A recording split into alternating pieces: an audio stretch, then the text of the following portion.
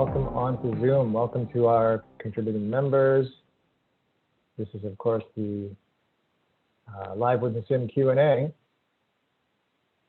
I just want to mention, and for those on Zoom while Jamie's getting Facebook hooked up, that make sure actually when you do the Q&A, when you do the chat, go to the bottom before you put your name in anymore. Oh no, I can't stop you, I guess, but go to the bottom and choose panelists and all attendees as who you're posting your chat to, because sometimes it's just only going to us panelists, and we want to have everybody see your chat. Okay, So here we choose go. panelists and all attendees. Here comes All Facebook. right. Looks like the magic is working, and we are streaming on Facebook Live now. So welcome to anybody who's coming in on Facebook Live. Maybe a few of you are already there now. And yeah, we always welcome everybody to come into these monthly sessions. This is Live with Nassim, and this is our always wonderful chance to hang out with Nassim for an hour and a half or so. And for you guys to come up with some good questions, which there are a couple in the Q&A already. So welcome to everybody on Facebook. We always enjoy having everybody tuning in. And everybody here on Zoom, thank you so much for joining us for this November Live with Nassim in the Resonance Academy. And if you're out there on Facebook and you don't know what that Resonance Academy is, we have an online program in Unified Physics and Unified Science at resonancescience.org. And it's free. And we have over 70,000 people that have come in this year. So we're super excited about that and really grateful for everybody joining us. Marshall, we're at 75,000 now. We're at 75,000. Fantastic. Thank you everybody for coming in and checking out. This is such important theoretical and scientific research, practical research as well, that Nassim and the team are doing in unifying physics and unifying science. And so we're excited to hear more from Nassim about what's happening today. I see a bunch of you have put questions here in Zoom in the Q&A. And so if you want to put a question there, just hit the Q&A button and post a question, one or two maybe. Please don't put comments in there, just put questions and keep your comments in the chat. And I think with that, I don't think I have any more announcements at the moment. So Nassim, I want to bring you on and say hello. Hi. Welcome. Hey, welcome again. How you doing? Good. And then people can vote on the questions as well, so we know which one get the most votes, so we can pick. Forgot that. The popular ones. Yeah, just do the thumbs up on the question, and it'll populate them up to the top for us. Yeah. Good call. So what's latest and greatest, Nassim? Oh well, a lot. We live in such a strange world right now. Boy, do we ever. Yeah, and I think it's a great moment of self-reflection for all of humanity. I'm hoping that people are spending time, self-examining as well individually, and growing. And I have been myself, so I think that's a good thing. It's always a good thing. That's how we grow and evolve and all this stuff. I'm hoping as well that people are listening deeply within themselves about the higher possibility and the higher coherency that's available, not necessarily from the narrative that they're receiving from everybody else's truth out there, but from their internal truth. And as a result of these self-reflection, for instance, I was walking on the beach in front of where I live, and it's a nice long beach on low tide for us to walk, you know, and it's beautiful. And it was sunset, and I was sitting down watching sunset, and I was thinking about the concept of be here now, which is an important concept right now. You know, to really like in take a break from all of the narrative out there and everything else about the past, the future, and everything, um, and to just be here now. You know, be here with the sunset on the beach right now. And I was thinking about the concept, and I was thinking, well, you know, how does it make me feel when I think of be here now? And I felt like it wasn't effective in getting me there now.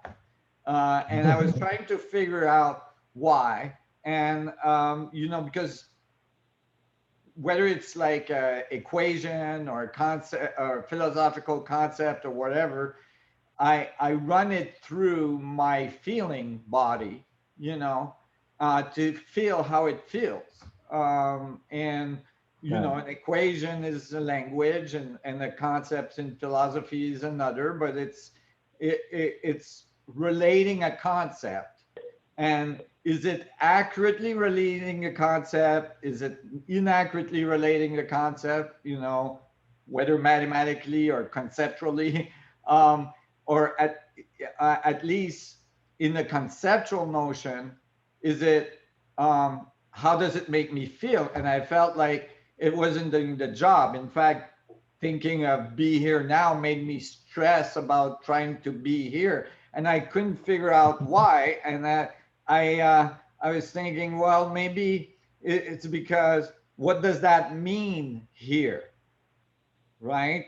What do you mean by here, and what do you mean by now, right? Like those are two very fundamental concepts that are just on the cursory level appears obvious, but when you dig in a little bit, you realize there's serious issues that have been contemplated by some of the greatest philosophers and some of the greatest mathematicians and physicists for a long time. Like the problem of the frame of reference, the problem of the concept of like what is here. Like, okay, so if I define coordinates in space and I say these coordinates are here, where do I attach the frame of reference to these coordinates, right? Like at, you know, when I say here, do I mean, okay, these coordinates being like my body? Well, okay, but which part of my body? You know, well, my gravitational center. Okay, but so let's say I place the coordinates there and say those are the coordinates of here, right? Which cell in your body am I attaching these coordinates to? Well, there's 100 trillion, right? So in your gravitational center, I could calculate it. Now I have a cell, right? But then I would say, well, there's 100 trillion atom that makes up that cell. So where do I attach my coordinates now? And this is known as the fractional problem. And then if you say, well, I attach it to this specific, let's say, geometric center of the cell, as if the cell was a perfect sphere, and I say, okay, I attach it to this particular atom, then I would have to say, well, okay, but there's protons in there, so which particular proton I'm attaching it to? And then the protons are made out of 10 to the 60th Plancks, you know, which is like billions and billions and trillions and yeah, Planck. It's a lot of things, you know. There's 10 to the 80th atoms in the universe, for instance. So, you know, the number of 10 to the 60th is a large number. So you know, you have this fractional problem, and this fractional problem is as well, you know, can be found in the time in the structure, like the concept of time as well. So for instance, I can say, well, here is in orbit around the sun, but the sun is in orbit around the galaxy, and the galaxy, and these are defining times. So um, you know, as well, like which increment of time am I using, right? So Planck time or sub-Planckian, I mean, could go to infinity in all direction. And this is something that, for instance, Cantor studied in detail and came up with a conjuncture of a infinite amount of infinities. And the concept seems counterintuitive, because if you think of an infinity, you don't think of an infinite amount of infinities, because that would mean you bounded the infinity somehow, right? And there's multiple of them.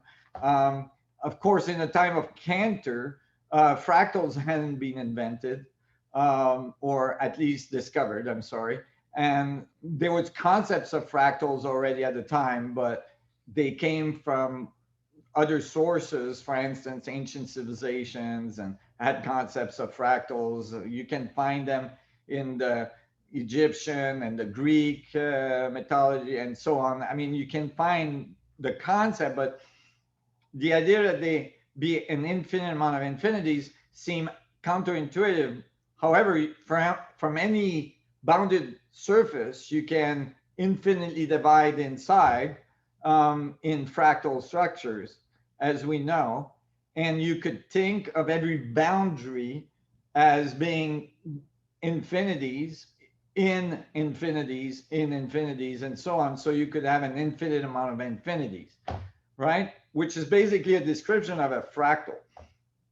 So, so to come back to this sunset on the beach, I was thinking that a more accurate, I tried on a different statement. See how it made me feel.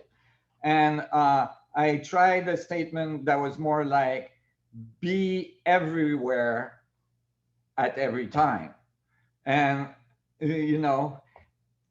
so that it's basically, that you are in every time, which is the moment time, everywhere in space, because you're connected, you're, in relationship to the whole, by the fact that you're embedded in it as a fractal structure, so that you are,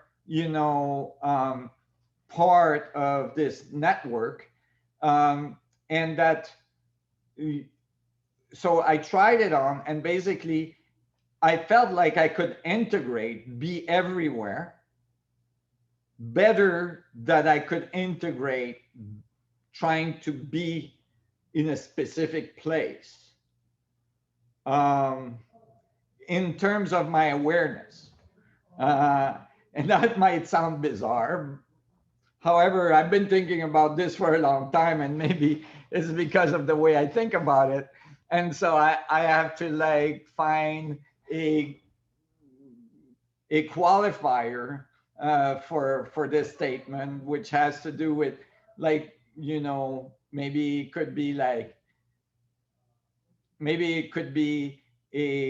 it would have to be a fundamental equation that that links, for instance, my biological oscillation to all of these networks, which is what I found, right? So that I might be predetermined in feeling that it's easier, or biased to think that it's easier to think of here as being everywhere through like my internal experience. That is, that I can feel everything in some sense, being part of everything, that can be actually easier than trying to be part of something defined, like some artificial frame of reference that I define as here, but that I don't really integrate because it has infinities involved in the statement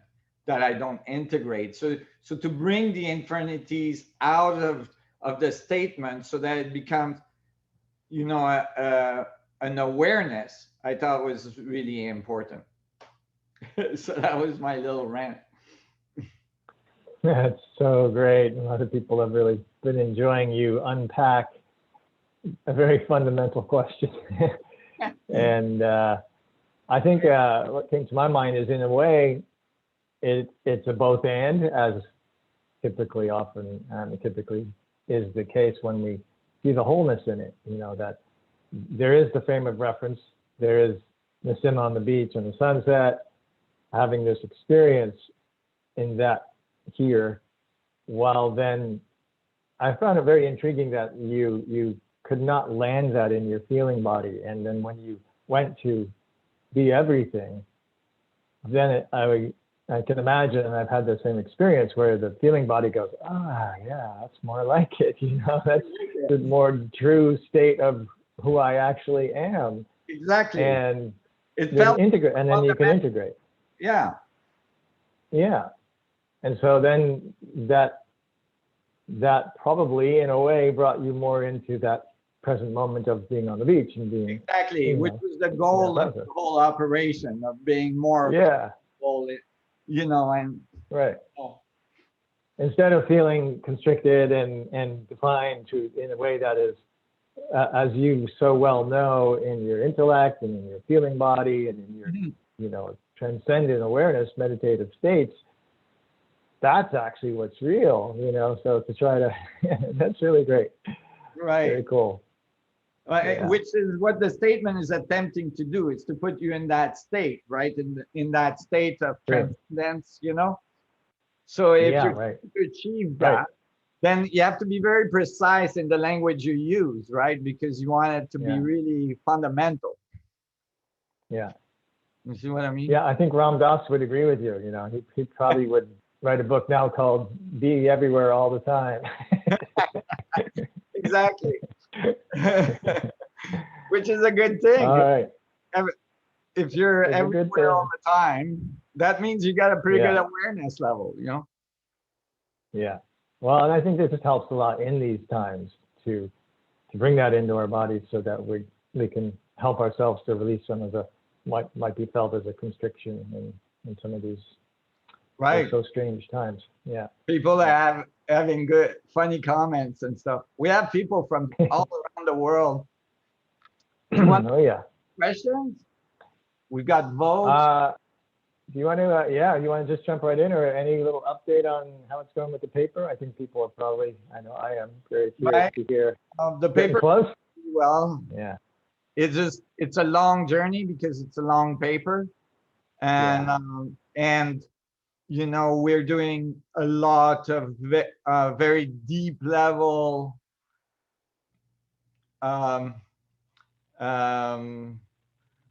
how do you say, when like a big bulldozer is digging, you know, it's dredging, excavating of physics. And so there is, you know, for instance, you know, just in which fundamental constants are derived in the systems of QCD and QED that are used for the force and the constants and so on, and how measurements are done, and actually how they are truly calculated with all their contribution to each other and so on, and their relative coefficient, meaning like their relationship between them and all this, how that's defined is very complex in the current system, you know, and our results really simplifies it. However, we have to show the exact relationship between what they're doing and what we're doing. And so it's gonna be, it's amazing to see it come out. It's just unbelievable because we have accuracy. We have accuracy on fundamental constants that will change a lot of the physics that we have today that exceed 10 to the minus 12 to 10 to minus 13. And Yeah. and for all constants, including Planck units. Um, and uh, and it as well, you know, says something really deep about some of the relationship between the constants that are missing currently because they because there's no analytical solution to G, which we have found. So you know, so it's kind of the little piece that was missing. I'm gonna call it the Yeah. little piece. The little piece I was gonna say. Yeah, it's the foundation of all modern physics. Yeah, it was the little piece that was missing in the puzzle, you know, because actually it's a fairly simple equation. But Wow. that's why I called it little. But it's Yeah. very fundamental to physics, and I I was. What do you need? I'll say while you're doing that, Sorry. that for those who don't know, that this paper is spanning from the full cosmological universal scale down to a sub-Planck scale and different harmonic levels of what we see manifest in the universe, and unifying the physics across every scale, if that's an accurate summation. Right, right. Very good. And basically, when you get, so for instance, then we can apply gravitational relationships with the strong force and the weak force and the electromagnetic force at all the scales. That is, you could think of it, this might sound really weird, but you could think of it as like a strong force at the cosmological level, what it would look like and where it would occur, and things like that. So all of a sudden, it all opens all new doors and all new fields of physics that were not present before, because of course, if you're unifying the scales, you're unifying them at all, you know, you're unifying the scales because the forces act at different strength at different scales, right? Right. Right.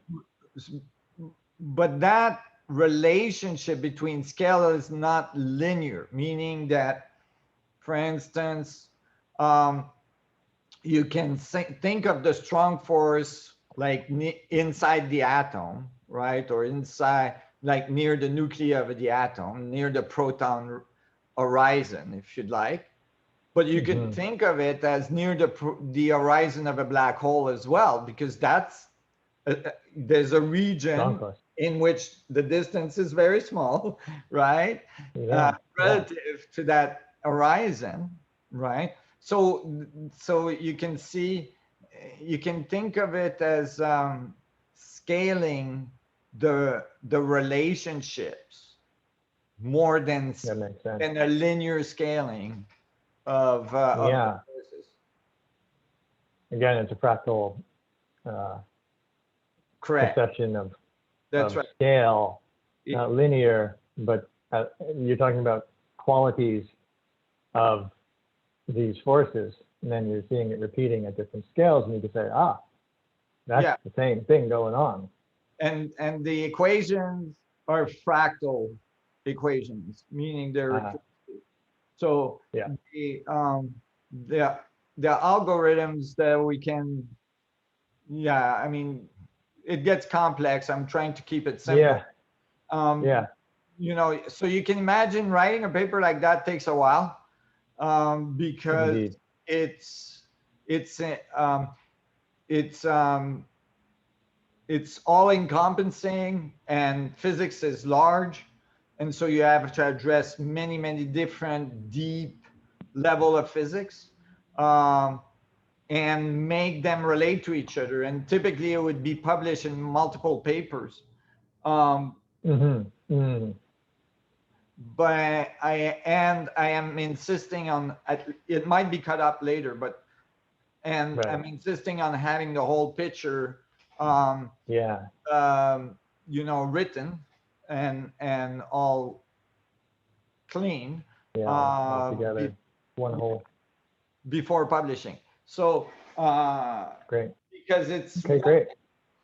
so it's not obvious Yeah. to fractalize it into multiple papers. Fantastic. Thanks for that update. Super exciting to hear about it some more, and we'll just keep tuning in, and you can update us as it gets closer. Yeah. Which I know everybody's very much looking forward to.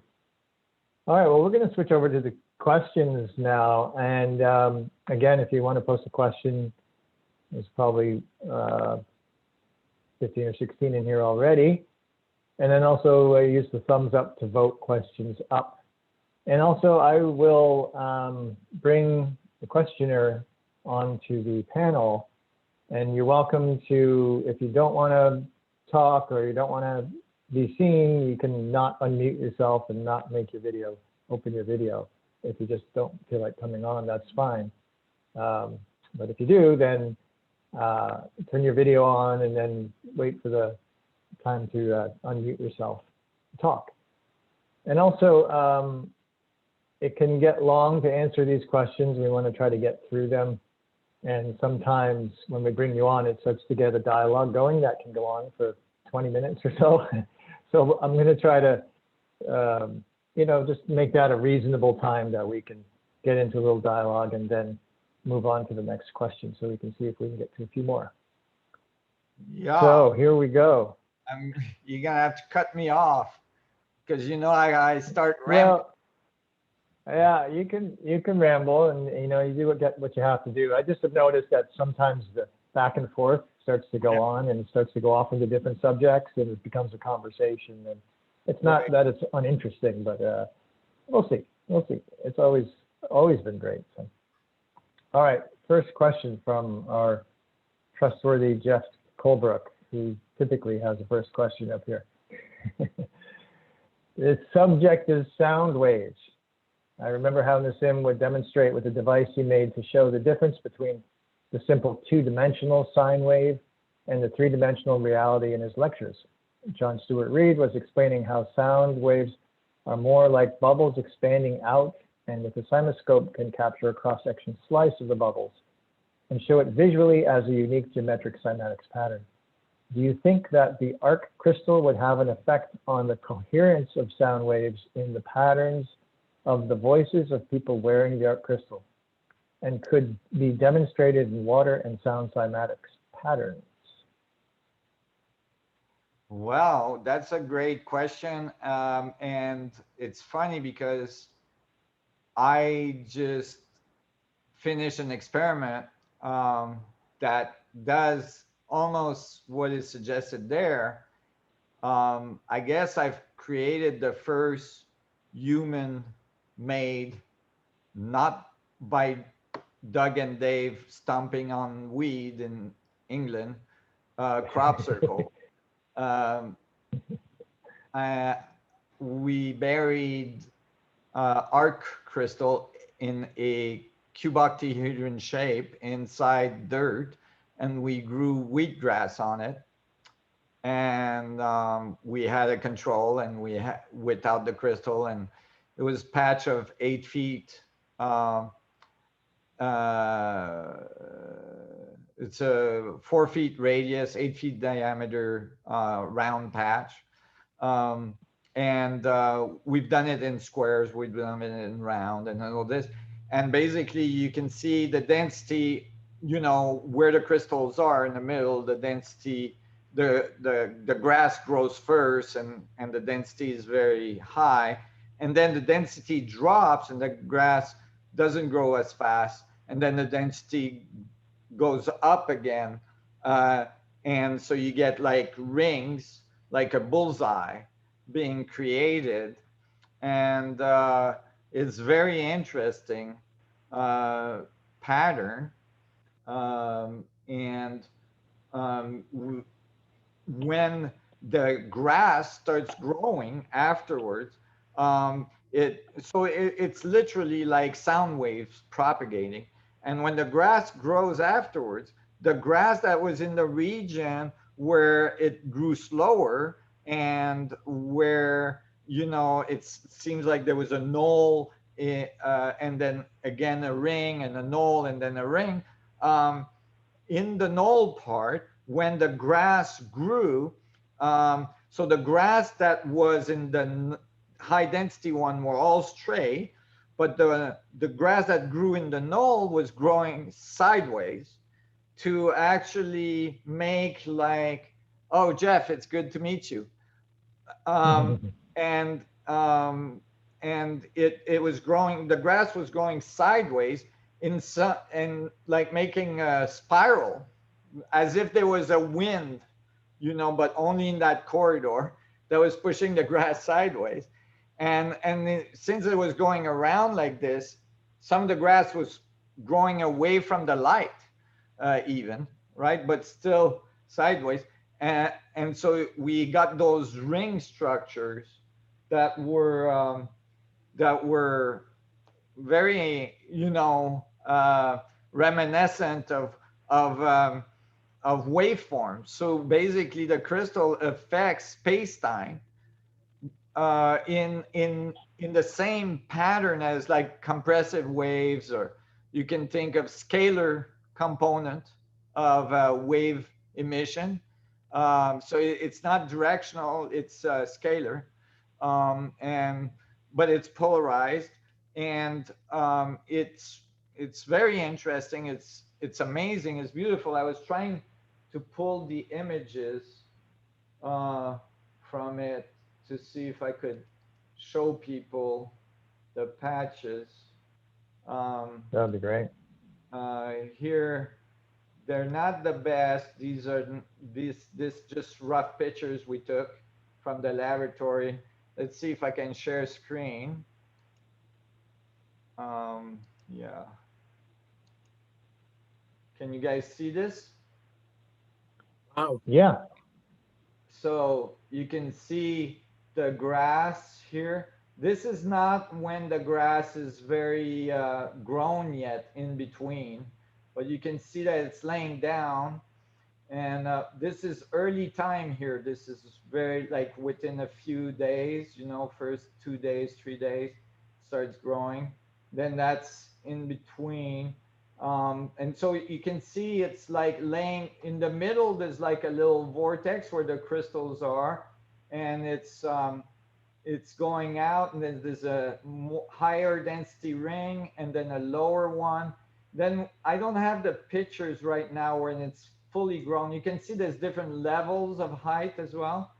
You can see that here it's not like completely fully grown pictures yet, but you can see over here how it's starting to lay down, and things like that. So this is some of the effects that, and we've reproduced it multiple times. So now, we're making bigger ones. So what's your interpretation? Of the field effect. Obviously, there's a field effect. What's your interpretation of what that is? And of course, the control is random. You don't see any pattern, right? The interpretation is that we are structuring space-time, and it has an energetic effect, and you can see it like, maybe you could see it with an interferometer, but it would be very difficult to measure it. And it may be possible to do it that way. It's just way cheaper and it's simpler to just let stuff grow in it and let it show you where the energy patterns are and you see it clearly there, and it's reproducible over and over again. So that's really kind of cool. Jeff, what do you want to say something? Sure. Where are you from? I'm living in Cortland, New York, where it's a white wonderland. Oh, wonderful. Wonderful. Normally I'm in Florida this time, but I stayed up this year. Oh, I Uh, see. yeah, I've been on a fantastic journey. Of course, Dana started our little sub water group, and it's led to some interesting places. And I've now been introduced to Freddie Silva's work Oh, for the first time, and it gets it in his crop circle and all that information, and about healing in the crop circles healing, which are all based on sacred spots and where they built um, areas and healing, and it's just been very interesting. One of the things we saw with John Stewart Reed built a device where he could take pictures, cymatic pictures of sound yes. and Sure. bubbles, and take a slice of it and make a picture. And I thought that was absolutely fascinating how it would affect in water. Yeah. And Yeah, as well as sonoluminescence is remarkable, which has, where you have a bubble that implodes and output like temperatures similar to stars, it's remarkable. And yeah, I mean, there's a lot to be said about sound or scalar components. And it has to do as well with angular momentum and so on. Relationship, like why the grass is laying down, for instance, so there's clearly like a change in the structure of space in this region that makes it that the grass would even grow away from the light. That makes it so that you can see that there's some kind of spin component, right? There's an angular momentum. So, yeah, I mean, it's an interesting thing that you can see, for instance, this interference pattern develop in cymatic, where you can see the geometry of the pattern of the waveforms interaction with each other, right? And then that pattern is clearly very, very specific to fundamental frequency, right? That you're inputting into the tonoscope or and that frequency is has harmonics. So you can imagine that for the universe, it's like it's doing cymatics with space-time. Think of space-time as like a soup of Planck oscillator, like a fluid of Planck oscillator, and or a plasma, it would be more accurate, a superfluid, and it's getting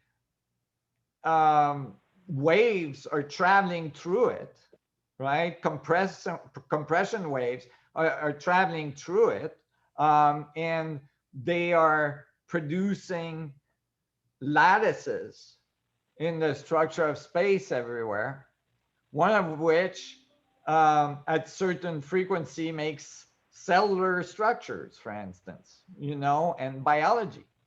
Uh, at other frequency, it might be making atoms, like protons, right? At very high frequency, very high energy level, or it might be Plancks at very, very high energy level, or it might be, at longer wavelengths, it might be a star or a galaxy, or, um, or the relationship, for instance, between superclusters. That's an interesting article that occurred this month. I don't know if you saw it, Jeff, but they published, there was a few scientists that published an article that made a lot of noise, showing direct mathematical correlation, like high level correlation between the brain conformation, and the connection between superclusters, right? The filaments. And we've been showing these slides on our on our presentations for at least 15 years. It's nice to see that somebody took the time to do the statistical correlation, and it's correct, right? So this interference pattern of this fundamental fluid of space-time, making all the scales like that, you could think of it as the music of the spheres, right? At different frequencies. And that relates to your question about sound. Does that answer a little bit your question? Yeah. I was just wondering, let's say there's a specific frequency that was in like the King's Chamber when you were there. And it has, and people like even John Stewart Reed, who made this, who's a sound engineer, made this cinescope, which would be interesting to see what kind of results you'd get with his instrument. Yeah, we were scheduled to purchase 2 of them, but we didn't finish the job. We just got too busy on other things. But yeah. So yeah, you were going to get some. Huh? It's exciting to know. Yeah, we were going to collaborate. He's in England, if I remember well. But we weren't able to finish all that, and as well we had financial constrictions that came in. But what were you going to say about the King's Chamber and his device? I was just wondering, I wasn't able to be there. I wondered if you got the vibration and it would be stored in water's memory, that just like that, if you had put that energy in water, it would be, you could actually bottle it. Yeah. Well, water memory and water structure certainly was defined clearly, or at least demonstrated clearly, I should say, by Montagnier, and his work on water and DNA. And this was done by very good labs in France. Montagnier is a Nobel Prize winner. He doesn't he doesn't do things halfway when he does experiments, certainly if he publishes them. And he's done that for 20 years, where he showed that he could, retain the information of a DNA strand in water just by implementing an electromagnetic pulse on the water. And then he could just put the elements for DNA in the water, and it would just form the DNA structure that he implemented the frequency on. And that is remarkable. And shows clearly that water memory and is present. And many articles now have been shown to show a relationship between the DNA dynamics, the zipping and unzipping of the DNA, and the mapping of the DNA and the water structure. Showing that it's actually the water structure that modulates the DNA, because no water, no DNA. That's the thing. The information is not in the DNA. The information is the structure of the water, and it's not in the water neither. I mean, it's at the atomic level of the water. It's in the proton, the neutron. It's in all the stuff that's in. But as well, if you look at that level, it's not there neither. It's made out of Plancks, right? And it's the information exchange of the Planck field, right, that actually drives all this information that eventually produce, the interference pattern, like all the waveforms emanating from the fundamental field, producing the different scales of matrices that eventually makes our world, right? I always thought it was fascinating that Olaf the snowman in the movie Frozen 2 was Yeah. telling everyone that the water has memory. Yeah. Well, you know, and then the other thing you were saying is that, yeah, you could implement certain information in water. It's just that this is what I've done with the art crystal. Is just if you implement the information that's just at the fundamental from the fundamental field, then you can structure water wherever you are, right? With the fundamental field geometry and energize it so that it's most, you know, it's very bioavailable, it's very, you know, energetic, it has high interaction with biology, so it makes things grow faster, stronger, bigger, you know, and so on. We're doing tests with tomatoes these days, and it's remarkable. You know, Yeah, William showed us some pictures in our last faculty Q&A. It was amazing to see that. So exciting. Like, So it's possible to bottle healing sacred geometry information and bottle it? Well, basically, yeah, that's the art crystal. You know, it's put your water on an art crystal and drink it. Yeah, yeah, I do. Yeah, of course. But I just wondered that's how it works. If you could create a specific healing waters geometry that you could bottle and then send out to the world. Let's leave it at that.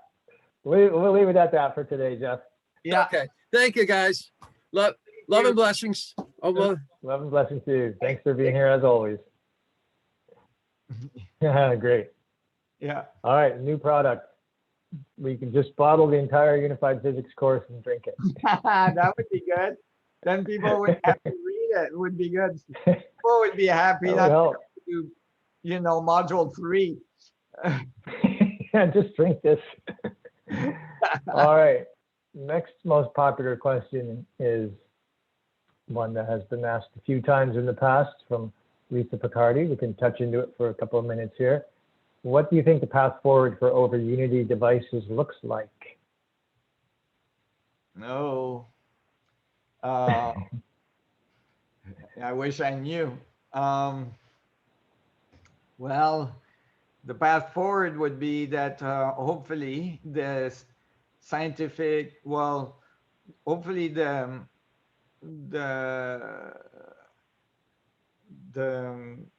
corporate world realizes that there is other options for energy production than the conventional means, which I include in the conventional means like, you know, solar panels and you know, windmills and all this stuff, which, you know, it is nothing very new, right? I mean, nor is it the answer. The windmills have been around for a while, and so I have the solar panels. But Lisa, where are you from? I'm from the States, but I'm living in Mexico. Oh, right on. Good on you. That's great. Mexico, which part? I'm in the Yucatan Peninsula. In the Oh, beautiful. Right on. Right on. Very smart. So are you an engineer? No. No. Just, very interested in impact investing and just see over Unity devices as kind of the impact investment of impact investment. Yeah, well, you know, there's definitely a need for like the financial structures to support the research. If a little bit of the funds that are going to all kinds of other thing in research, like were diverted just a teeny bit of like the CERN budget, for instance, to finding a way to extract energy from the structure of space-time, um, it would be good. You know, the result would be remarkable for humanity, as well as a lot of the research has been done already and is ready. Is just that it's not being very friendly, we'll put it that way, out there when these type of technology attempt to get on the market. So friendliness is required. And you know, so it's been a long journey for humanity. I think humanity is getting ready. I think there's no doubt that most of the energy corporates structure out there are looking for new source of energy, and they are looking further and further down the bleeding edge and encountering that possibility. And I think that the physics required for us to bring this to the world are emerging. And that's really important because these devices, if they have no fundamental concept attached to what we understand of physics, that is, if they're completely outside, you know, of what is expected in terms of our current physics, then they're as well, you know, get a bad rap because they devalidate. The assumption is that they devalidate the current physics, and they don't. You know, they don't. It's just that the current physics have some pieces that have not been solved, and people don't realize that. For instance, what is energy? What is mass? You know, just small questions like that. What is charge, right? What is charge? And where does it emerge from, and all this? So these devices demonstrate that there is something going on that at a deeper level that explains what is already there in physics. It's at the deeper level of the physics we know, or that we understand currently. That is, it's showing the way of what is a charge, what is an electric field, what is, you know, mass, and so on.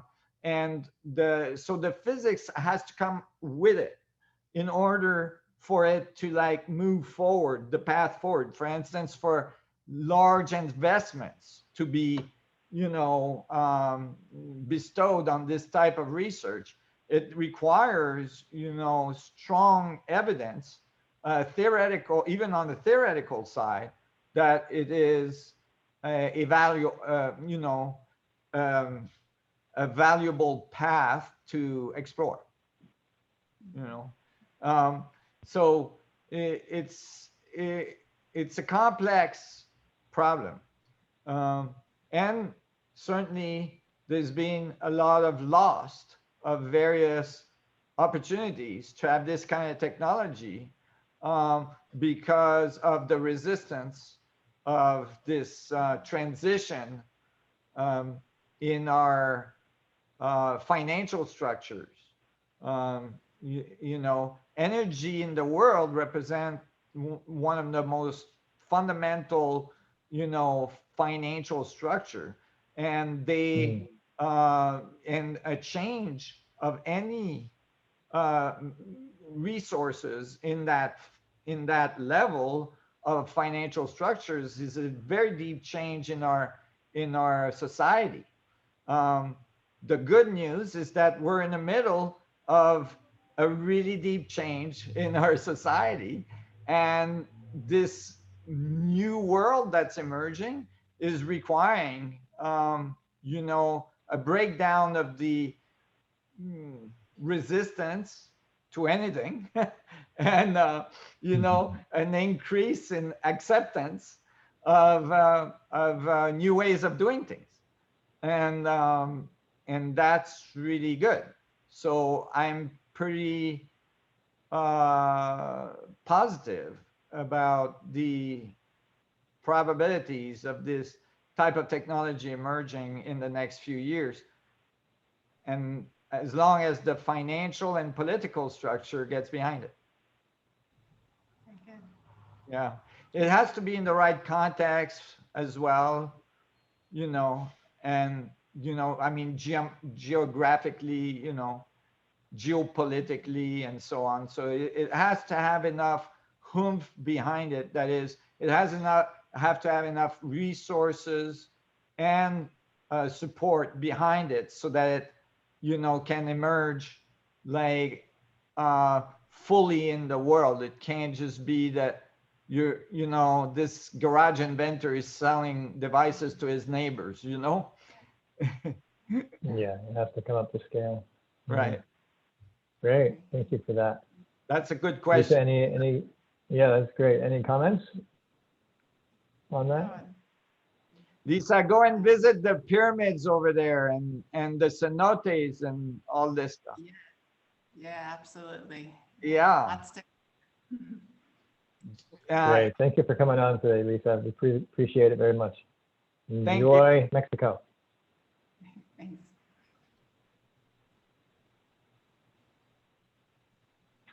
Okay. All right, now the next one, these have been kind of vying for top position here back and forth, so we'll go to the one that's at the top.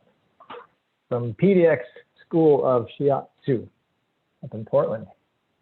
In one of your talks on YouTube, you spoke about space memory and how our DNA is imprinted with ancestral information. You spoke of the ability to go back and work with the memory imprint and make shifts that then create change moving forward. You stated you have a technique at a particular area of the spine. Would you be willing to speak about this subject and possibly share where you tap into the spine? Susan here. Okay. I don't know what exactly I said about the spine in those episodes. I'm very it might have been a while ago, but yes, the concept of time is a concept of man, and clearly, if there is time, is because we have memory, and if we have memories, because there's something recording information somewhere, and it's not in your brain. Hi. Hi, Nice to meet you. What's your name? Susan. Susan. Nice to meet you. Yeah, it's good to meet you. I'm rambling today a little bit. I like your tetrahelix. Yes, Yeah. I like having it in the room, in my treatment room. Yeah. Nice. And the cuboctahedron. Mm-hmm. Yeah. Did you see the crop circle I made in the lab? Yes. That's intense. Yeah, it's a cuboctahedron I planted in the middle. So the question is that, so basically you're leaving information on the structure of space, and that information is what you think of as your memory, because it's not happening in your brain. Right. You're just entangled with information, strongly entangled with information that's specific to your path through space, as the Earth went around the sun and made a spiral through the space as it spiraled into the galaxy and so on. And you can, so since you're entangled, you call that your memory, you're actually accessing information in the past. So you're constantly changing the past.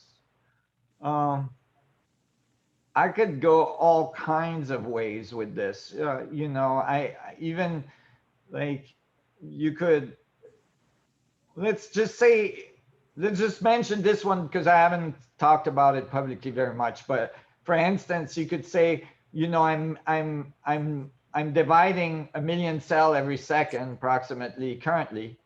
And that's because the information change that's occurring in the past is changing the information of my present currently, right? So you see, And so that's why I'm changing my particles. Or you can think of it the other way around, because it's a feedback, right? So it's a loop. So you can say, as I'm changing as I'm learning, I'm changing in the moment. I'm literally changing, right? I'm dividing cells, right? I'm actually informing the past of a different set of information, right? That is a representation of the change I'm experiencing. Like, you see, it's that feedback. Right. So, so that you can say that when you think of a memory and you maybe come up with a new level of awareness about that memory, right? You might remember something new about it, like, oh yeah, there was, I was in this place, and I was smelling this and all this, and then there was this interaction with somebody maybe, and in this interaction I felt this way, but as a result of all the experiences I've had since then, I could have felt, now that's the feedback, I can feel a different way about what happened there, right? And if you do that, you're actually changing the information. Right. I Yeah. So in the structure of space, because you're entangled, right? So now you've had a change backwards, right? Each those points are present in their own right, in their own coordinates in space, right? Mm-hmm. So that present that you're thinking of your past is a present for that coordinate, right? So from that present, the information came from the future, right? And has a repercussion in the past as well. Right. So you have a waveform, just like that crop circle I made, right, that's going out, right? And so basically, any modification you're making in your experience of your past is modifying. So now let's go to your present, that's your present, like in the coordinates of like right now, but then there's a problem of coordinates that I talked about at the beginning of the talk, but yes, let's say being everywhere every time, right? And so that emanation that you're calling your present has, now your future is going to change. You're going to act differently, you're going to feel differently, you're going to do, because you've changed the past.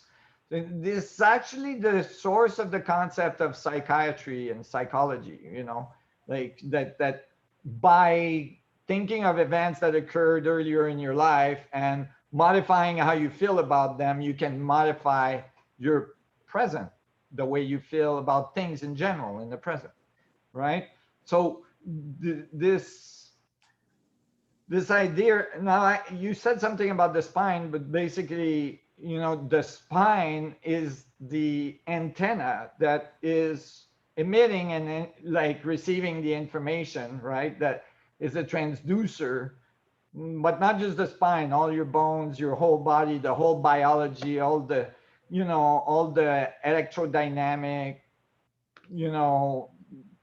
things that are happening in your body, in your brain, in your heart, and all the fluids that are moving and the whole thing oscillating, and it has harmonics and all this stuff.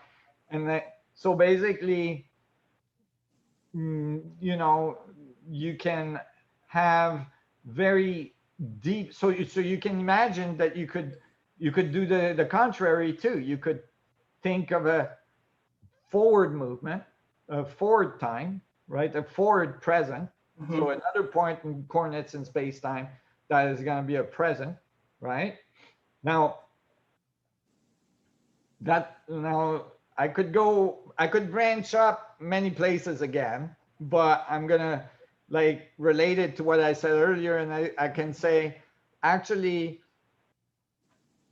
that what you're wanting to generate in that future present is going to be directly related to your coordinates in space-time, literally like where you're going to be on the planet in that moment to retrieve that bubble of information. You're modifying information forward, but you have to put them in the coordinates in which you will interact with it, right? Because they're in coordinates of space-time. The Earth is spiraling, but you're moving on the Earth, right? So you gotta put them where you want them, right? On that path, right? That you're gonna need to be on that path to retrieve that information, right? So this is the concept of intent, right? So you're gonna do things specifically to intend for your intent to occur. So you're gonna have to do things literally in the world to, like, you might have to take a plane or a bus or whatever, right? To go where you're intending to go, or to, you know, get the car you're intending to go. Well, you're gonna have to go to the dealership, and you're gonna have to go, you know, you're gonna have to, right? So basically, the physical things you need to do for your intent to manifest is coordinated with your placing the information in a forward bubble in which you have that car, you are in that place, you know. So that and so if you do that, now let's continue the analogy. If you do that, then when you go in that present, which is a future relative to, you know, your experience right now, right? If you go in that for that present, information came from the past, Right. right? And right, and propagates the future. And so this relationship between that, you know, present experiencing information in the past is the same as your relationship of your current present, like your experience, modifying information in your past, which has a repercussion forward to change you in the present. So you can see that, like, basically it's feedbacks within feedbacks within feedbacks around this, you know, information entangled spiral that you're on. And Right. and that's, at the end of the day, says that you define who you are by defining the information you carry from the past and the information that you embed in the future. Right. Well, and what I liked what you said was that it was about, I don't know if you said it exactly this way, but shifting perspective, right? And so when I think of energy, if you're shifting perspective, that means you're shifting your resonance with the energetics of that memory. Yeah. Possibly. Yeah, I mean, so it depends how you define resonance. But let's just say that you're defining the resonance of that particular coordinates in space-time. Right. So basically, when you change the information in the past coordinates, if you went in that coordinates while you're changing it, and you were making a measurement of the, you know, of the frequency energy level that represent that information in that place, you would see a change, right? A significant, more than noise change, the data relative to you making that change, right? So you're changing the resonance frequency of that set of information. So, and you're entangled to it. So that set of resonance frequency is in sympathetic resonance with you in your coordinates. So yes, your resonance from frequency is changing too, Right. and that's why you're changing your molecules, right? You're changing because resonance in the physics of it is basically the dimensioning of your body or of a system. It's physicality, right? Right. Right. So your physicality is constantly changing because the information in the structure of space is constantly evolving. Mhm. And that's why the universe as a whole is constantly expanding. Right? Right. The whole thing Okay, is like, great. Excellent. Thank you. my pleasure. Thank you, Susan, for coming on. Thanks for a great question. Yeah. Yeah, that was a great question. Keep up the good work you're doing up in Portland. Yeah, Excuse me? All right. it's a So school. keep up the good work you're doing in Portland. Thank you. Yeah. Yeah. Yeah, keep healing people's DNA. I hope to, Yeah, or I hope that they All can heal right. themselves. yeah. Especially That's right. if they're gonna Yeah. inject RNA in it. You know, Yeah, that, exactly. right. All But right. Thank you. Take good care. thank See you you. again soon.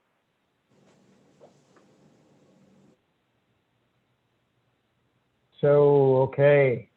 A couple more we can fit in here, Nassim, I think, although this one is not a, I don't know, it's got some depth to it, I think. Uh-oh. All right, this is from Greg Leveille. Probably not saying that last name totally correctly. So since the human mind thinks in a linear manner, which takes time, this decisively implies that the mind does not have immediate access to any information in the space memory matrix. However, great inventors, Renaissance level artists, and mystics in non-cognitive consciousness seem to have immediate access to quantum leap inventions and majestic works of art, which clearly indicates that the space memory matrix can only be accessed by individuals residing in a state of pure non-cognitive awareness. Wouldn't it thus be more accurate and proactive to mention that the prerequisite and role of non-cognitive awareness with regards to the immediate access to the space memory matrix? It'd be more Okay. accurate Can you to bring- mention the can you bring non-cognitive Greg on? awareness.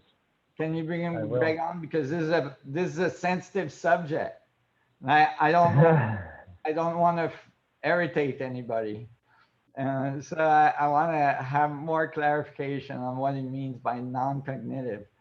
Uh-huh. And human mind being linear, because as far as I can study in every single way that I can study it, the human mind has very little to do with linear. So Hey, Greg. I'm gonna. Hi, Marjola. Hey, Hi, Nassim. it's good to see you. Are you My French? pleasure. Pardon me? Parle français? Je parle un peu français, but actually that's about the limit. Oh, where are you at? I'm an American living in Germany at the moment. Oh, Germany, right on. Mhm. How is it over there? You guys are surviving? It's getting pretty chilly. We're going to see snow here pretty soon, I think. Oh, nice. Snow for Christmas. Yeah, apparently. Yeah, that's good. Okay, so yeah, your statement starts with what I would say is a very, very large assumption, that is that the mind is linear. You know, so I don't see how you get to that conclusion. So that's hard for me. And then when you say non-cognitive, this is like you know, I was invited at the non-duality conference once, and I started my talk by saying, you know, as soon as you say non-duality, you've already created duality, so you're in deep shit, right?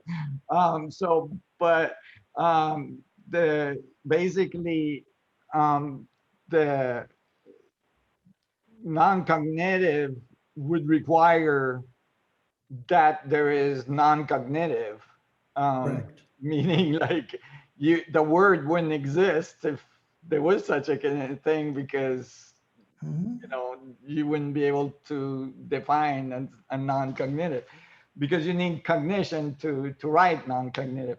So, but I'm getting the sense of what you're saying, and I think what you're saying is that the typical level of awareness does not necessarily have access to the space memory network, metric. And what I would like to suggest is similar, but not that. And that is that the level of awareness of a system defines its level of access to the metric, right? To the structure of space-time. That is what we call what we call cognitive isn't level of access to the structure of space-time. It is nonlinear. It has all the possibility of, very high level of data bit information transfer and so on through the metric. It's just, it's limited by its energy level or its frequency, right? Because it's moving, the awareness of the information through the system is limited by, the carrier wave, if you'd like, of the frequency of the system, right? So, and you would say, well, what defines the carrier wave? What defines the carrier wave is the level of coherency in that region of space, right? So for instance, a crystal that's extremely pure has a high level of frequency, association and transfer of information. That's why we use them in computer. A crystal that's not very pure, is not able to transfer that much information because there's less coherent, wave oscillation in that region of space. Do you understand what I mean? Yeah, not totally on the science side, but otherwise, yes. And what you say makes sense if you assume, and I think incorrectly, that awareness is part of thought.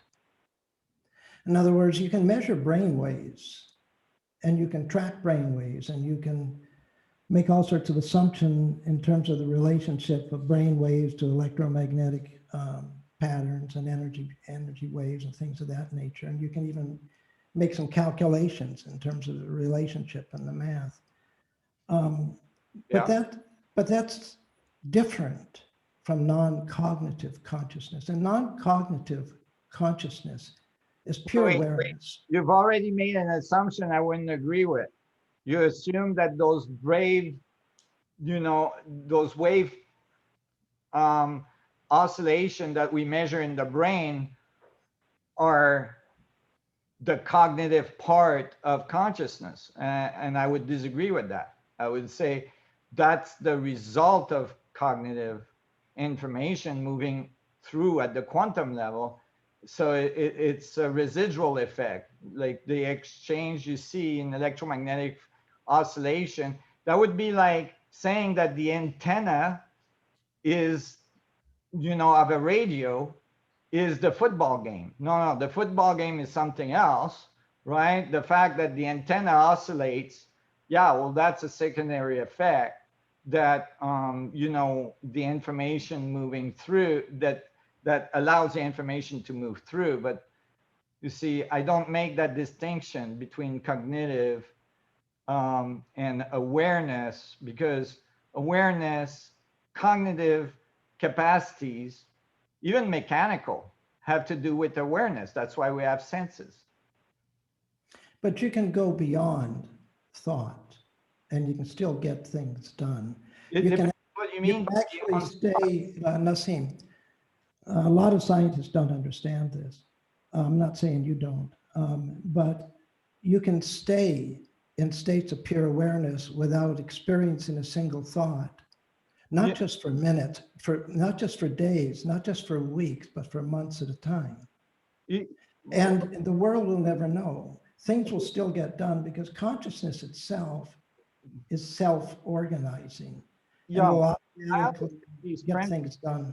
Yeah, I understand what you're saying. I understand these principles. It's just the definitions, you're using words that are not well defined. For instance, the concept of thought. So for instance, you can say, okay, I mean, I've been meditating since I'm 11. I know what you're talking about.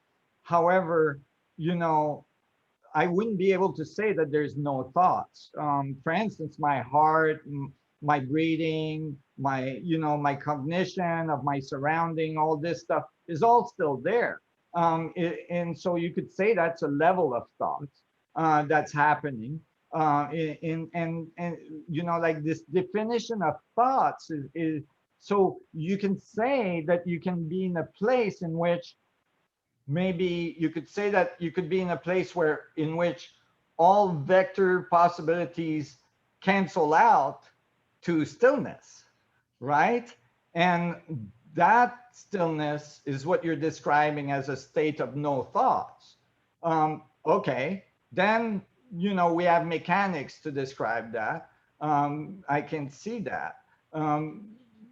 And that would be my experience, for my personal experience anyway, in meditation. And so I'm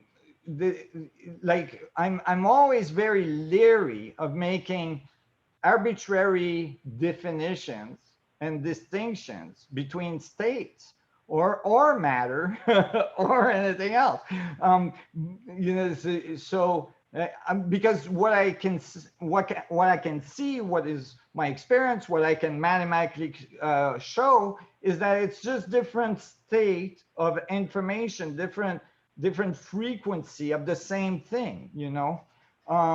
And as soon as you make the division, you enter the state of duality, and that is opposite of the state of oneness or the state of, you know, transcendence of, you know, cognitive function, if you'd like. Yeah, everyone gets into that dilemma the minute you try and relate non-cognitive awareness to what's happening in cognitive awareness. It's impossible not to make those types of errors because you can't really define non-cognitive awareness. You can experience it, but you can't define it. I find it in physics. I have. It's the state of unification. You know, and that state is fundamental to the dynamics of the universe as a whole. So I think that you know, that's the thing. This is what I've been battling so much. You know, I have battles on the physics side. I have battles with the spiritual side as well. Like the tendencies to want to make this distinction between matter and consciousness, between level of consciousness and others, and you know, or a separation between, you know, our body and the whole, you know, our body and our consciousness and so on. And what I'm saying is that it's all one thing. I agree. You know, it's all one thing. So if it's one thing, then it's just different state of experiencing that thing. You know, there's times where it's not very useful, for instance, to have no cognitive function, right? So like if you're driving a car, hopefully is cognitive things that are happening that are making sure you're staying on the road. However, you can drive the car and at the same time being in a state of complete, you know, unification with the whole, and in a state of completely what would typically be called non-cognitive state. You know, but it's, as soon as you say that, you've lost it. That's what I mean. As soon as you say that, I say that, you've actually separated yourself from the non-cognitive part, which includes the cognitive part. So it's unified. I understand your point of view. I have a feeling that you don't agree. Well, I would love to, I'd love to see the scientific community get closer to at least postulating the things that we're talking about. Oh yeah, they're starting to. That's the thing. That's the cool thing, is that there's more and more people talking about cognition and consciousness and all this. The problem is that in general, and I'm just generalizing, is that they tend to want to try to find some mechanism in the brain to explain it. And it's just, you know, it's just, the brain is just the antenna. Okay, it's good to understand how it works, but the information is not the brain. And actually, if you were gonna study something in the body that like would be part of this information flow more dynamically, more obviously, it would be the water in the brain, not the dark, you know, and the movement of the water, you know, the movement of the fluids and so on in the body as a whole and so on. Because DNA emerged from water. Now we can see that water modulates DNA, not the other way around, you know, and so on. And so basically, you know, the source of the information that eventually makes a human being like you and I, that is cognitive, you know, which requires a lot of data transfer, is basically bags of water with the little minerals in it that have formed, right? And that are like going around thinking about the universe and being non-cognitive, right? So it's really kind of like an amazing thing. And I always like to think of it all the way from the bottom up, you know, from the quantum field up. And that's why I have a hard time making these distinctions as well, because it creates a certain elitism. Can you say that? Yes, elitism. Elitism, in spiritual elitism, that is like, oh, you know, you have to be a certain way to be able to have this cognitive or this non-cognitive capability or so on. You know, it can produce that. I don't say it, I don't mean it does, you know, but it can. And so there's a danger of, you know, there's a danger of becoming religious, but in which religion is not necessarily bad, but in the bad sense of religion, where it creates, you know, hierarchy that is artificial. Yeah, I tend to agree Why with don't we, everything you're saying. Mhm. But I'm you, looking Jim. forward to the day when we can cross the bridge. Yes, me too. Right, we are bridge builders right now. Yeah, There you go. but all we That can is do for is sure. cross Great. it for ourselves every day, and hope that the Yep. rest follows. Put our hand out and help the next. There Right. you go. Thanks, guys. Great. Thanks so much, Greg, for a great question. Really interesting discussion. You're welcome. Yeah, Thank that you was a for great question. joining us today. Thank you. My pleasure. All right. Be well. Take good care there in Germany. You too. Yeah. Yeah.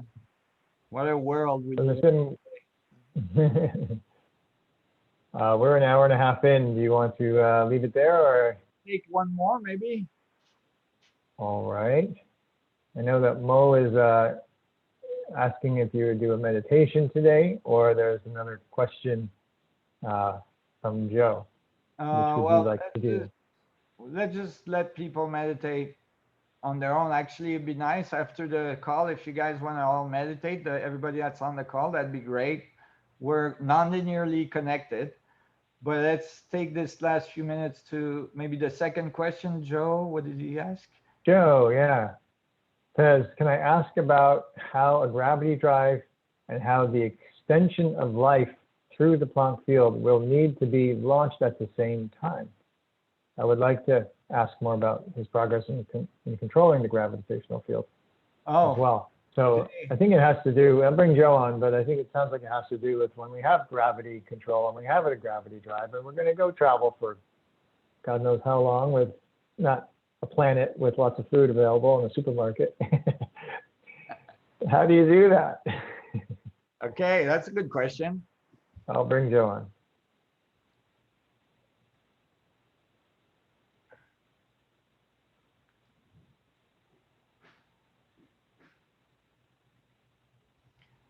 We'll get him on, and but you know for sure if you think of oh, there he is. If you think of a gravity drive, well, I don't know. There's a bunch of different ways I can interpret Joe's question. So Joe, are you there? Can you unmute? You don't have to turn your camera on if you don't want to. Hi, yes, can you hear me? Yeah. Yes. Oh my gosh, hi. Hi. I don't know. Oh, you muted yourself now. Oh, you muted You yourself. don't do that. Oh, this is a huge There you go. honor. Thank you.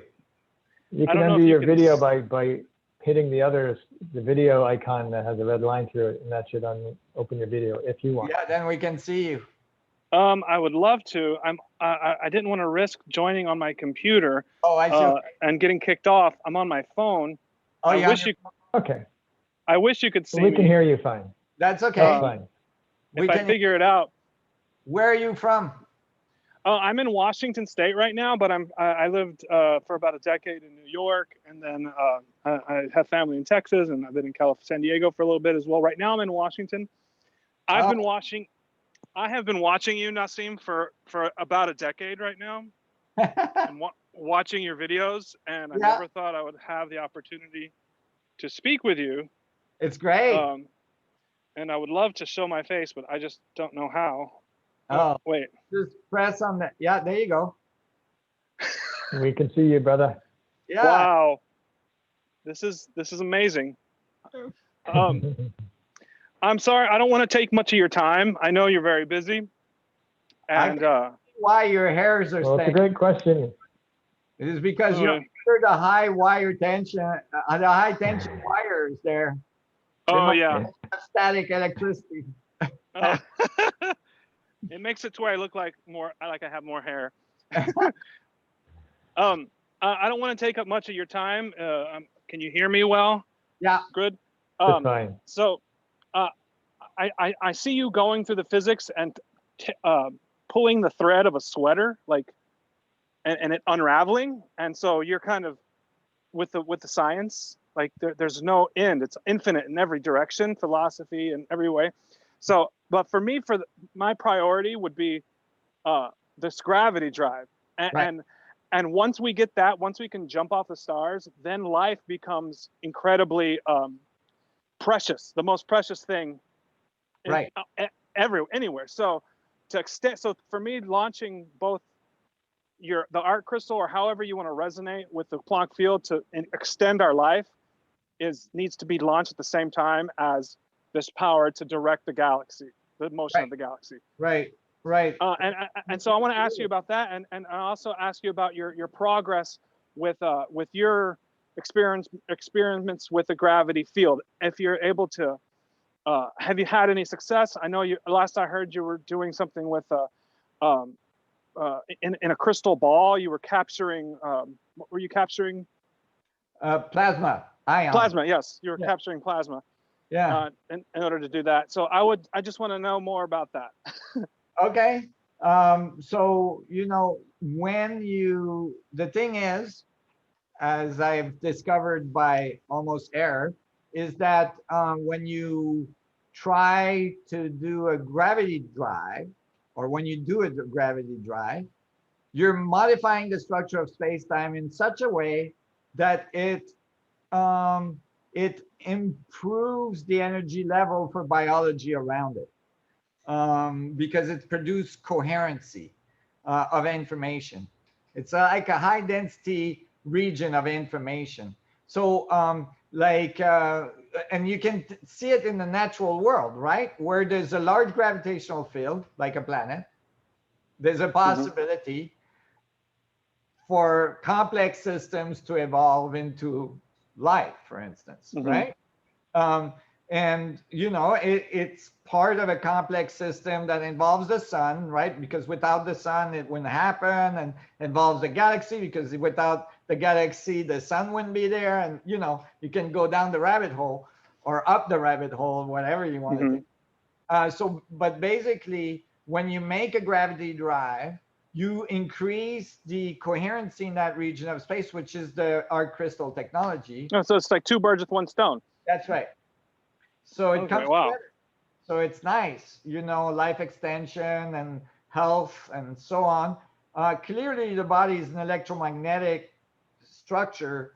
And when you get a highly coherent electromagnetic, device that produces something that's very bioavailable, then it improves biology in its region.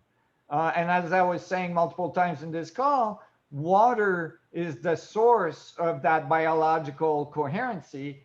And so since the gravitational field affects the structure of the water, the structure of water becomes more coherent, it becomes more bioavailable, biology becomes more healthy, and all this, these things, go down the road to eventually, the being can live 500 years because. Like in Stargate. Yeah. The movie. Well, like to have the coffin, or to have the. Oh yeah, that's right. The machine to heal us. Right. What you see in science fiction is commonly what eventually happens, right? Yeah. It's like you were saying earlier. We're accessing memories in the past, and it's a feedback loop. That's right.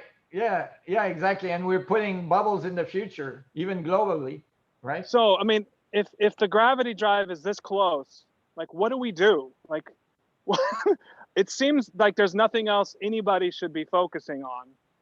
I know. It's just that it has not been understood for this planet so far that that's a really important endeavor to get involved with before the planet you're on is no longer viable. There's a limited amount of time that a society can develop, eventually figure out how to control electromagnetic field, like those high tension line above your head, yes. to produce, electricity and power their community. And then eventually they have to understand how to control a gravitational field so that they can birth their society into space and no longer be bounded to the surface of one planet and have access to infinite amount of resources. Yeah. And I was going to say that would explain why we've never seen aliens, because once you figure that out, you want to be hidden. You want to be hidden from all the other beings that have figured this out. And sorry to distract you. I want to hear more about the plasma and like what's happening as far as the gravity drive and I know there's many advancements that are occurring around the world in multiple labs. NASA has its own labs working on it as well, and so on. The labs that are not so well known that are working on it. My laboratory is working on it. There's definitely a possibility to get there. As I was saying as earlier with as well the concept of over unity technology and so on, it's been missing the financial and political support that it requires, at least in the open private sector, to be able to be realized. So it's been a long journey. It's on its way. Well, I can imagine it's going to find people are going to fight it every step of the way. Every power structure will crumble, right? Well, they will change. They will evolve, right? And they will just join a larger structure of relationship that's not confined to one planet. You see, we're not gonna colonize a solar system, even, which is not very long distances, cosmologically speaking, you know, with rockets. It's not feasible. It's not possible. I understand. We have to have gravity control. And gravity control, it just means that we understand gravity. And a good news is that from the research we've been doing and the paper I'm about to publish, we have a solution, an analytical solution to G, to the gravitational constant for the first time. So, you know, which gives us the roadmap to understand gravity at a deeper level and understanding how to produce technology to interact with it. It's the highest resolution constant of G that's ever been. What's the resolution on that? That you 10 to the minus 12. So it's only measured to 10 to the minus 5, and never mind that there's no analytical solution to the gravitational constant. So there's not like there's not even a theoretical path, you know, in the current standard models to have, you know, a higher accuracy, even just theoretically. We have a higher accuracy theoretically that's limited to 10 to the minus 12 because we confirm those values because the same theory gives us the Rydberg constant and other constant that are measured to 10 to the minus 12. And the theory is exact for all these other constants, actually every one of the other constants in physics. So with that level of accuracy, so we can predict that that's correct for G. I mean, to me, I see this. I mean, that is the answer to everything. And I want to be a part of the campaign because I think you're going to find problems. Like, people are going to fight this. Every power structure will have to change. I mean, our monetary system, what happens to that once we have free energy? It's like, how do I Changes become everything. a part of the campaign to get you the Nobel Prize to change to change humanity? Become a member of the foundation. That's already a good, you know, way. Yes, that's right. Do the programs, get on these calls, ask questions, awesome questions. Talk with people. Talk to people. If you have resources, help fund our laboratories. You know, if you know people with resources, direct them to us. Like, you know, many different ways you can get involved, and, you know, and including every day experiencing the unified field, you know, even if it's for 5 seconds. We're entangled now. Yeah, we are entangled. We're entangled officially. Yes. Forevermore. I'm entangled with Einstein. It's a beautiful thing. It's a beautiful thing. Awesome. Thank you so much, Joe. Good to connect. Glad you got to pop in here today. Thank you very much. Yeah. Take good care. You too. All right. Nassim, we'll leave it at that then, huh? Yep. That was a good one. It was fun. And I'm always happy to answer questions. It's awesome questions.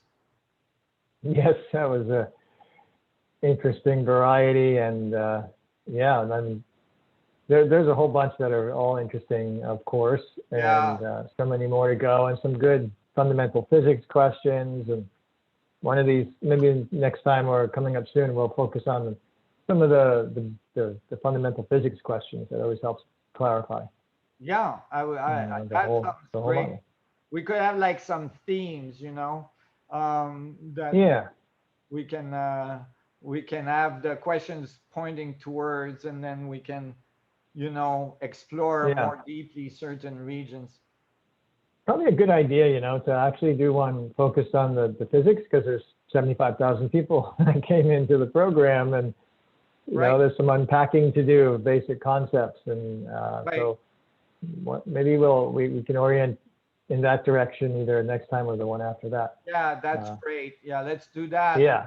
And talk as well about, you know, we're preparing module 7, everybody. Yeah. So you're ready. You know, we are, it won't be long. It's going to come out, and it's going to have all the papers we've published since module 6 was put in the course, and so there's gonna be a lot more physics as well to learn and to explore together. And so yeah, we can discuss some of this stuff even before it gets out, you know, and concentrate some of these episodes to understanding the physics we're writing right now as well. It's so exciting. I really can't wait to read that myself. Yeah, I have an idea of what's in there, but I know it's going to be just rich with so much, not only just the information, but the interconnection of all that information. Yeah. That has been really developed over since 2014 when we launched the program. You know, the past 6 years, there's been so much of that integration happening. So, right. Really exciting. That's coming soon, and I think you know, we can talk about some of that as well as let's look at when that comes out. We can do maybe a presentation. I can talk with you about that, Nassim, about let's walk through it in some capacity at some, you know, sort of a high level discussion on that. That would be great. Yeah, we could go sections and discuss it. That would be wonderful. Great, awesome. And everybody, thank you for being here. Please also check out our elective programs. We have a few new ones there. We've got some ones that have been around for 2 or 3 years. They're all awesome, amazing insights that are being offered. Dr. Lydia's on the energies of the ancient sites. And, gosh, some amazing stuff. So check out the elective programs and share the information with your friends and family and invite them into the free program and become a contributing member. We appreciate it all. Yeah, it's awesome. And as well, you know, everybody, when you're out there, we have a goal of hitting 100,000 people before the end of the year. And so, you know, when you're out there, talk to people, let them know that the free course is available. People can get on and, you know, be part of the community. And please contribute to the forum as well. We're going to open some new threads on the forum in the next few months as well, that are going to be threads of like more technical physics as well, for people that want to dive in deeper the rabbit hole and so on. So stay tuned for that. Excellent. Thank you. Thank you, Nassim. Thank you. And may the vacuum be with you all, everywhere you are and every time you are. At all times. Aloha. As it always is. Thank you, everybody. You all take care out there. Keep this planet coherent. Stay coherent. Bye-bye, everybody.